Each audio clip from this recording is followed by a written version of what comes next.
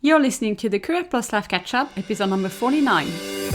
Welcome to the Career Plus Life Catch-Up, a show anchored in reality to help you create a balanced life where you enjoy both your work and your life, because you don't have to choose. I'm your host, Cecile Ferry, a corporate executive turned coach and working mom. This is your place for insights, advice, and tools to optimize your career direction, balance, and confidence. I'm so glad you're here. Let's get into it. Hello, beautiful people. It's good to be back this week. I'm a little bit behind. I normally release this podcast on Tuesdays, but I spent my whole Tuesday coaching clients. So unfortunately, I had to wait a few more days. But I've got a little bit of a special one for you today. And thank you for pressing play. You may have wondered, what is she on about? Like, what is this podcast about? How to feel? As if, like, is that even a topic? So thank you for being open-minded. And I've got things for you, of course.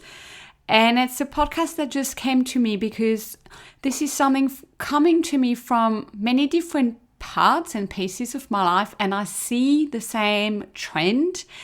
And unfortunately, like, even if it sounds really basic, and it's not that basic actually, we'll get into the detail of it, it is just something we all massively need at the moment. So you've come to the right place and you will get a lot out of today's episode, which will be very much on the yin side and on the life side of what I do, but it applies to everything that we do in our Career Plus life. So, and that is typically an episode that I wish I had listened to 20 years ago. Well, the joys of hindsight. So I just want to share so much that I have learned in that space, especially in the last 12 months. Feeling and properly feeling and knowing and feeling our emotions is such an important life skill. And it's one that most of you listening, like me, were never taught as a kid. So I'll talk about it further today. But the world that we live in right now, we are a generation of adults focusing on things outside of us. So we're focusing on making money, on having a family, on building a nice home. And also society and technology and corporations encourage us not to feel that much, if you've noticed. Like, how much do you feel when you're on your phone? I personally don't know and don't feel anything when I'm on my phone or when I'm behind my laptop, because we're so engaged with our head and our thinking that the rest of our body kind of goes really silent or sometimes numb.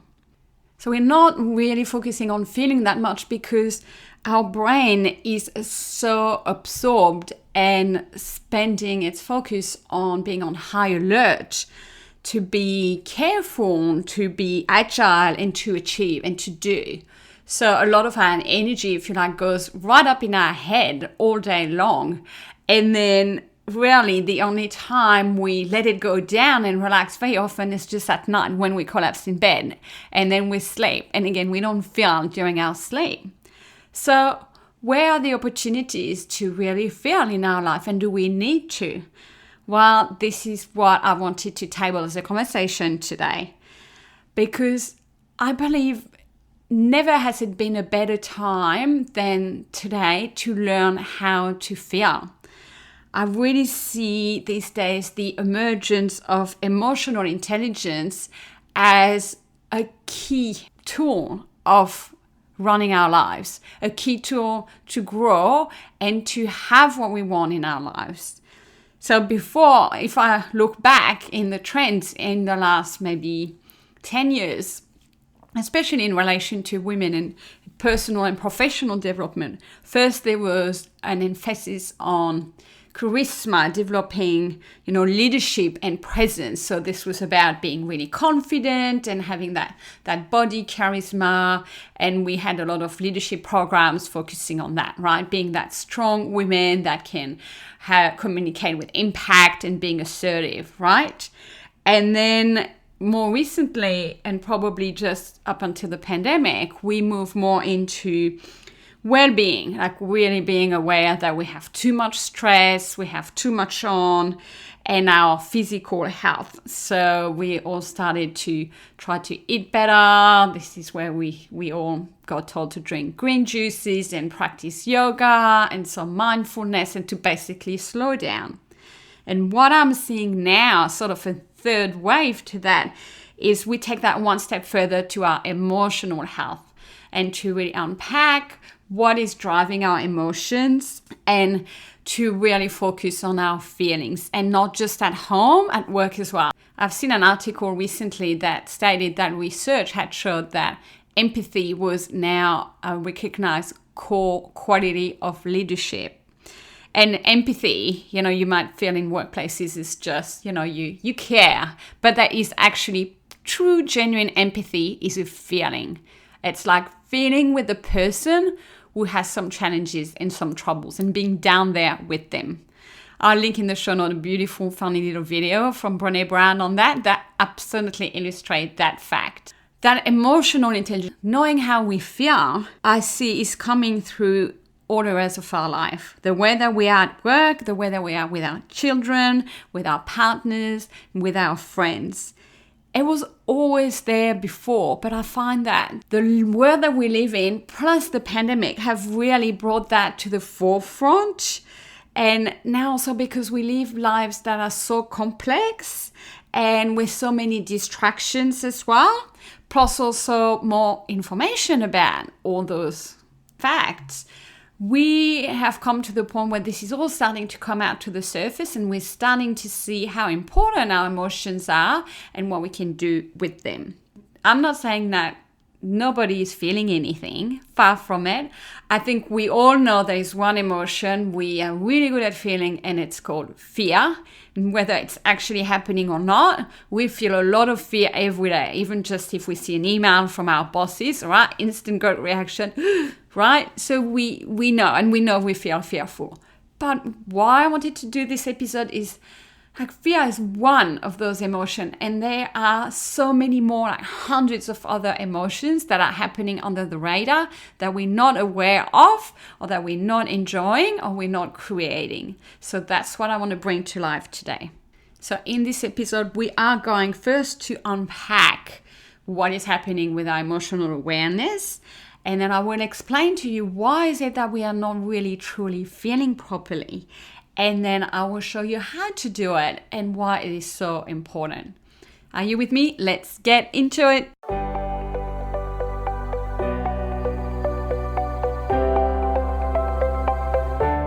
So first, let me put you on the spot right now, right here. How are you feeling at this very moment as you're listening to my voice right now? If you just take a moment and you try to describe your general state, what would you say? What adjectives would you use? And that made me think, we're so used to when people ask you, how are you doing today? What do we say? Yeah, good. Yeah, we're good. Everybody's good. We have lost all the richness of the vocabulary around our feelings because we don't even know, right? And it's just become automatic. There's so many other words we can use. Like we could be saying, I'm feeling eager today. I'm feeling pleased. I'm feeling interested. I'm feeling cheerful. Or you could say, I'm feeling preoccupied. I'm feeling disengaged. I'm feeling flustered. Like the list is really long. You can actually Google a list of emotions to say. And my theory is that we are open to feel at specific times or around specific events of our lives, like during holidays, Christmas, milestone, special family moment, when you're getting married. We have all of those times in our life where we anticipate ahead of time how we're going to feel, and we have quite often set expectations around it, and then when the day comes or the moment happens, we really relish in that feeling, hopefully. On the other hand, when we have some tragic circumstances or we experience some loss, then we know and we feel the negative feeling. And it's kind of accepted, right? For those two sets of circumstances. But outside of that, in the everyday, in the mundane, in the routine, we are not often feeling. We are on automatic pilot so much. Have you noticed? When we're making coffee, when we're driving, when we're doing the dishes, when we're sitting in front of a meeting on Zoom, when we are like running around the house getting our kids organized, we are still completely feeling the whole time. We're just completely unaware of it. We're not tuning it. And we just keep those feelings for those special times right in our lives. And the thing is, we are probably, I don't know, I'm not an expert in that, feeling several emotions every moment of the day, right? Even just right now. Let me give you an example. As I'm recording this, I feel a mix of sadness today because I saw my daughter off at school and she's going to go with her dad for a couple of days. And it's always sad for me to not be able to see her every day. And I still carry that a bit in me, a couple of hours later. I also feel some excitement because I've got some really fun plans happening on the weekend. And now I have the time to plan for that. And I'm also feeling hurried today because there are a lot of things I want to get done. There's a lot going on. This podcast and many other things I want to get through today. So just right there, 3 different feelings happening and cohabiting at the same time. So we all need to relearn how to feel. And concretely, how do you do that? You just ask yourself, like I just did. And then you wait for the response. A feeling is really like a vibration inside of us. And it can just get unnoticed all day long, even though it is actually happening. So it's like you need to start picking at it. And you need to start developing that relationship with yourself to kind of open up the lid and see how you're feeling. And it won't happen overnight if you have not done it before. And don't beat yourself up. I started at ground zero. And over time, I'm building my muscle on that.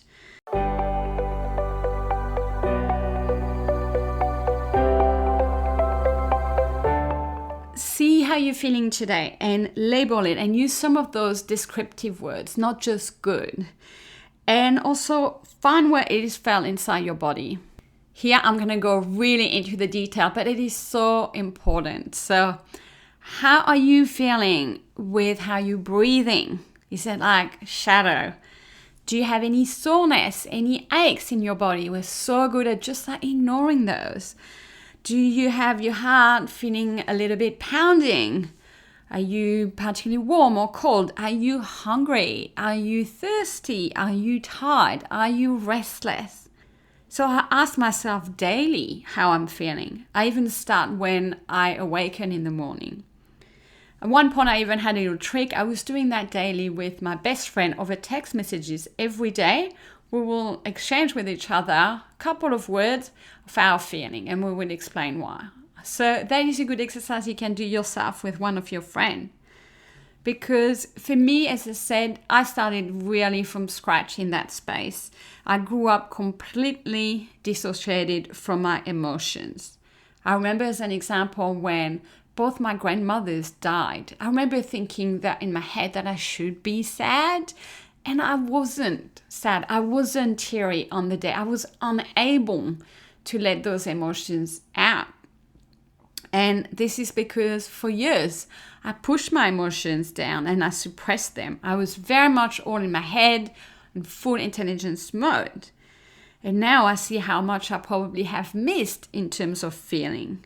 And I have very limited memories at times. And when I do, very often my memories are linked to a feeling. So what changed for me, what brought me more in touch with my feeling is when I started to have ongoing health issues in my corporate life prior to my burnout, so leading to it. And that is when I started becoming aware of how I was really feeling and just ignoring every day. And then I was forced to really see it. And when I stopped, I used yin yoga a lot to recover, and I still do to this day, 5 years later. And yin yoga is very good to help you feel inside your body. So now I keep this up and I even bring that up with my daughter and we discuss it together daily. We have what's called a moody octopus, which is one of those soft plush toys that has two faces that you can interchange based on your emotions. So one side of the octopus is happy and smiling, and the other side is sad and unhappy, or it can be seen as angry. And we use that as a vehicle to communicate how she's feeling. And it has two different colors, so it's quite fun, playful, and it's a way for her to explain how she's feeling without having to really put the words to it. So concretely, how do you do this? How do you feel more every day? As I say, just start to use different feeling names, like use lists so you can bring that to your consciousness more often. You can also use scales. I find it really helpful to feel how hungry or how tired you are. So if you're like on a scale with +10 and -10, where 0 is very much in the middle, like how tired are you feeling right now? And what does a -4 tiredness feel like versus a -6 and a -8? And it's such a really important sort of game to play with yourself every day, to practice really being connected to your feelings, and especially your physical emotions.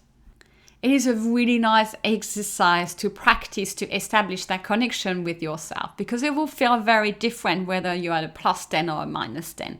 And there's that whole range of different emotions and feelings in between. Another thing you can do is pick some body-mind practices that resonate with you. Like I've mentioned yoga, and there's Tai Chi, there's breathing, meditation is excellent for that. There might be some form of exercise that you can do. I find having a massage is really good for me to really get into my feelings. Or having like a cold shower right at the end of your warm shower for about a minute, then you will feel your whole body really awaken and warming up. That's a good one if you feel daring for that. Or simply, as I said, just when you wake up, ask yourself every day, how am I feeling right now? And just know everything is okay. There is no good or bad feeling. So start developing that more intimate relationship with your body and with yourself, where you know how you're really feeling deep down, and then you can act accordingly, you know. It doesn't come naturally because we've got a very sedentary lifestyle, and we're very on with our brain, with all the technology that we have and the demands on our time and energy everywhere. So if we don't do it intentionally, it will never happen. And guess what? That's why it hasn't happened probably for most of us to today. So this is something that we need to bring back in, and we need to make space for, and it doesn't take too long. And as I say, this comes over time. So don't feel bad if at the beginning it just doesn't work for you and you're like, I don't know how I'm feeling. You just got to keep at it, because trust me, over time, you will get better and better at it.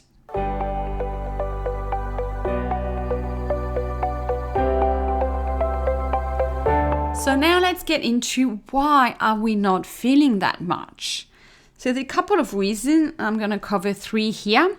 The first one is that we have a society and corporation whose interest is for us to not feel too much, because when we don't feel too much, we consume things to feel a certain way, and that means there's a commercial benefit for those people. In other words, they make money out of us not feeling very much. So I'm going to name a couple of bad offenders here, but companies like Netflix, liquor stores, confectionery, packaged food suppliers, coffee shops, shopping malls, casinos, cinemas, right? All under the idea of treating yourself, but actually it's more often than not to prevent you from feeling down or from feeling bad. You know, like look at their typical marketing messages. You know, you're feeling down, have a cookie. You're feeling tired, have a break, grab a Kit Kat. So it's all implicit, but this is my theory. I see it's there, and marketing is very powerful in eventually driving us out of our emotional awareness. It's not that they really want us to not feel, but it is a way for them to make a lot of money.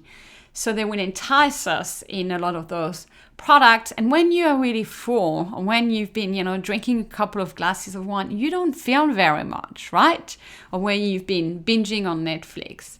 So that is the side effect of it. But if we didn't have all that consumerism around us and the constant bombarding of you need this and this is going to make you feel good, then with that, all of that, it would be a lot easier to feel our feelings. But unfortunately, that is not the way the world is going at the moment.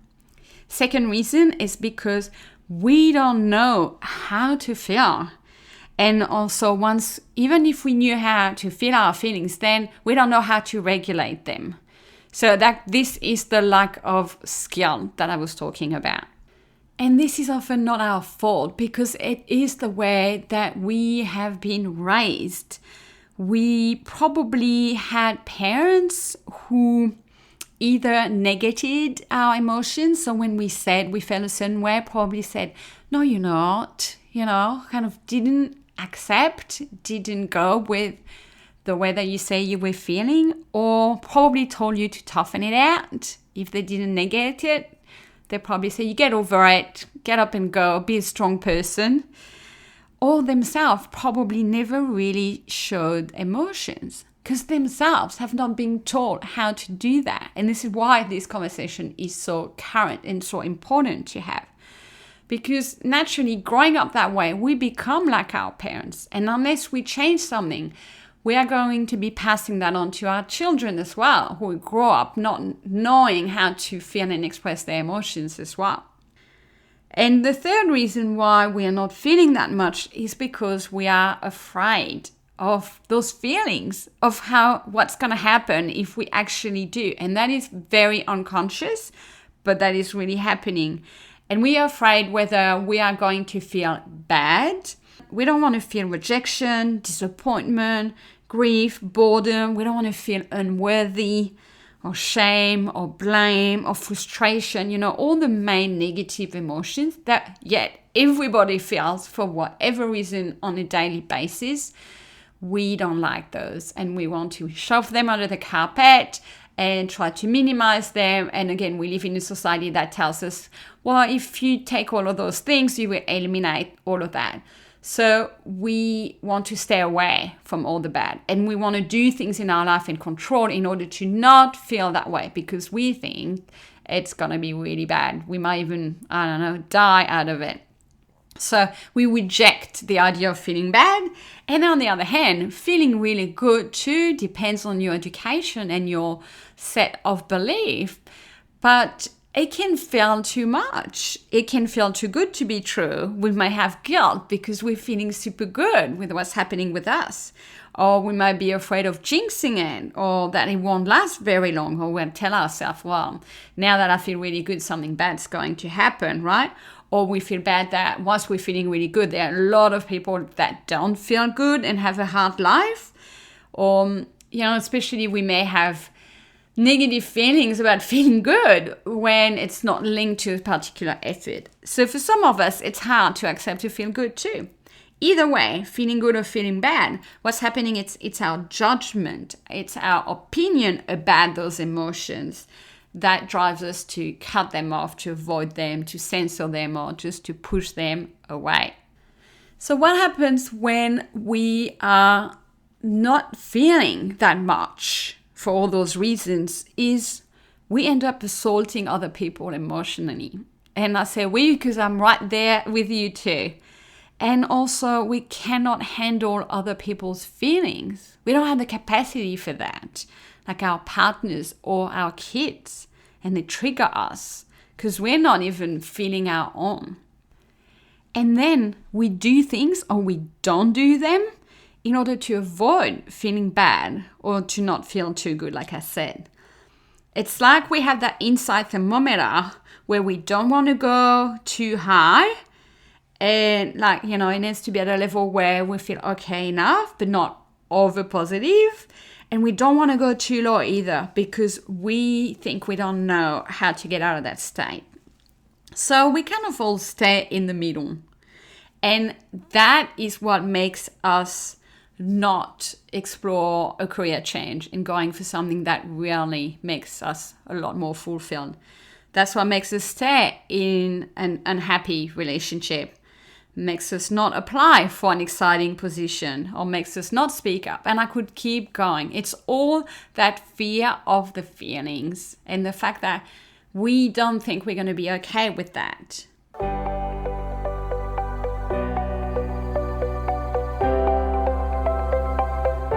So now that I have explained that we're not feeling very much, and then where this is coming from, and please don't think it is your responsibility and your fault. You probably were not aware of it up until today. And I was exactly in the same boat. But let me sell you on the benefits of really practicing knowing what it is that we're feeling and having that emotional awareness and emotional intelligence on a daily basis. First benefit, it helps us know our limits. It helps us know when we need to rest, because otherwise, especially us working women juggling a million things in the universe, we will go and push and push. And I had that story myself. The thing is, your body constantly speaks to you. It gives you feedback. And the emotions, what you feel, is the only language that the body has to speak to you. So if you start knowing how you feel and listening to those signs and what your body is telling you, you are going to know what it needs.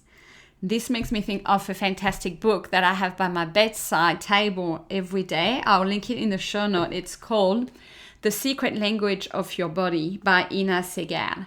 And she links all of your body sensations and issues with what's going on in your mind. So a fantastic book, an amazing guide to know at any point what it is that you really need. Second benefit of knowing how we feel is to tap into our intuition, our second brain, if you like. And this is what we describe as the gut feeling. And that's why we feel it in our gut. But we tend to not use that second brain very much. We overanalyze with our very rational brain. We do the pros and the cons and the analysis and the extra analysis over it. So the second brain that we have, our actual intuition that is in our gut, sits mostly unused for so many of us. And it takes practice, because who wants to trust the gut feel, especially if you can't even feel anything? But I'm sure for you guys that do know and have built that connection, you can use it, and I use it to make my decisions. I use my head obviously straight away, but then I ask myself, okay, how does it feel down there and what feels right? And also what I love is once you've made the decision, you can feel it straight away in your body, and it starts from the gut upwards. And it feels good when it's the right decision. You feel at peace, you feel really good. So really use your intuitions for decision making. And the third benefit to knowing how we feel is to adjust our actions and our words. So once we know how we feel, we can choose a response instead of just reacting on automatic pilot, because we have that pause there and we can ask ourselves, is this worth stressing about? Or if I lash out at my kid right now, is it my stuff that I'm projecting onto them, or is there something really going on that objectively everyone would agree on? Or, you can also take the action in spite of feeling a certain way, because you can just keep going. We know we can feel the fear and still go ahead and do the thing. It's actually recommended. We know very well how to feel tired and take the action, right? Well, let's continue building those associations of feeling a certain way and doing something. We can feel confused and still take the action. So it is super important to re-inject more feeling in our life, to be more of a human feeling instead of a human doing, to rebalance all of the thinking and sometimes all the overthinking that goes on up there, and to also notice and take in everything that's around us and to appreciate it. So you do that through your 5 senses, right? Feeling again. So to bring it down to something really simple, we have to move from just go, go, go, do, to then add feel in the middle. It's that missing link between all our thoughts and our actions. And that is the key to actually unlock both our thoughts and our action and the right one, or to solve them when we have the wrong thoughts that prevent us from taking the action. So it's very important not to bypass the feelings, because they're critical part to help us solve that puzzle of life and do the things that we want to do. We're just not used to it.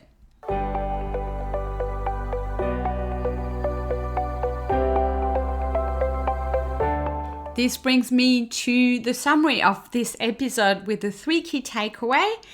Takeaway number 1. Many of us are not emotionally conscious, or we tend to practice emotional avoidance because we don't want to feel the bad stuff.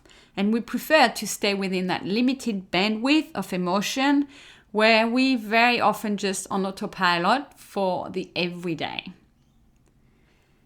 Takeaway number 2. We do this because that's how we grew up. That's how our parents were. And we tend to reproduce this with our kids too. And also because this creates profit for businesses and we are afraid to feel very good or very bad. Takeaway number 3. We need this skill to make the right choices in our Career Plus life and not just react. If we can feel our feelings, we will be a lot more confident, we will be a lot clearer, and we will be a lot more in control of our actions. So in a nutshell, the world today is becoming more human. Thank goodness. Now is a great time on the back of the pandemic to cultivate and grow our collective emotional intelligence. And when you start doing that for yourself, you will really benefit and serve yourself first, because it will help you understand why you do certain things and how you can get different results in your life. That's how big it is. But when you start doing that for yourself, then it will also benefit your relationships, because you will start understanding how other people feel. But in order to do that, you need to understand how you're feeling first, and then how others will feel will come naturally. And overall, that this has the power to change your experience of your life every day. And you can start right now. And it is free. It's not something that you need to acquire. You don't need to study. You don't need to take on a big change process. It's right there, ready for you. You just have to pause and start asking yourself, how am I feeling? And just keep building up on that and sticking at it if you're quite new. It's like a powerful cord that you have in you that is underused. So start feeling a lot, my friend, and have a beautiful, super mega feeling week, and let me know how you go. I will speak with you soon. Thank you for listening. If you enjoyed this episode and would like to find out more information, you can visit my website at careercatchup.com. There you will find blog articles, free resources, a self-study course for your career direction, and ways to work with me. It's at careercatchup.com. I hope to continue to connect with you and support you. Talk to you soon.